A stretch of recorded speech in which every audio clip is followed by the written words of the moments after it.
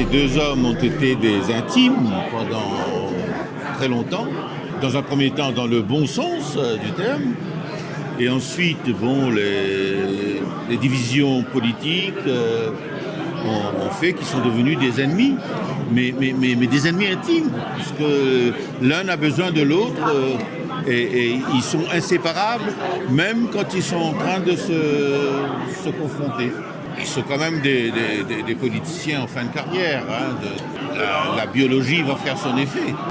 Mais il est certain qu'aux prochaines élections, ils seront encore très présents dans le paysage et sans doute continueront à peser sur les événements.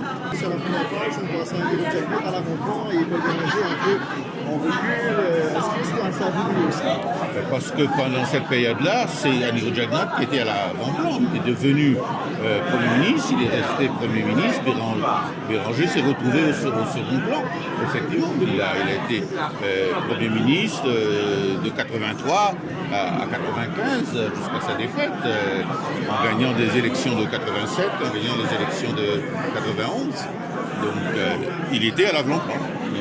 Monsieur Lestat, le prochain livre, Amour larmes, Béranger, ce sera ami intime.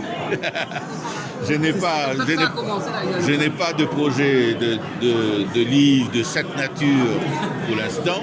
En fait, je travaille sur un autre registre. L'événement politique, ce qui a façonné tout le reste, c'est la cassure de 82. C'est la tristesse de cette histoire d'un parti qui lutte pendant des décennies pour accéder au pouvoir, qui arrive au pouvoir. On a pu parler à ce moment-là d'une espèce de communion du parti avec la population. Il y avait tellement d'enthousiasme, de soutien à cette nouvelle équipe. Et de voir tout ça se fracasser 9 mois après, en provoquant les élections de 83, qui a été les pires de l'histoire politique de Maurice en termes de son contenu politique, malsain, raciste même par certains aspects. C'est dramatique. À part Arish Boudou, qui est responsable, d'après vous, de cette cassure en 83? C'est beaucoup de monde, y compris ceux qui ont accepté les yeux fermés ce qu'on leur proposait de faire. Ce serait étonnant s'il n'y a personne à trouver à redire sur tel ou tel aspect du livre. Encore que comme cela a été dit et redit ce soir, ce livre est écrit avec honnêteté, en relatant les faits tels que je les ai vécus, tels que je les ai perçus, quand je n'ai pas été directement témoin.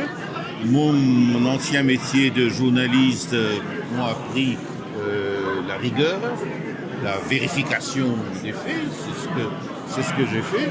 Et maintenant, je devais cesser d'en parler, ce lecteur d'en parler et de juger. Paul Béranger, lors de la téléconférence de presse samedi dernier, je n'ai pas d'accord avec le titre, dit ennemi intime, jamais avec quelqu'un.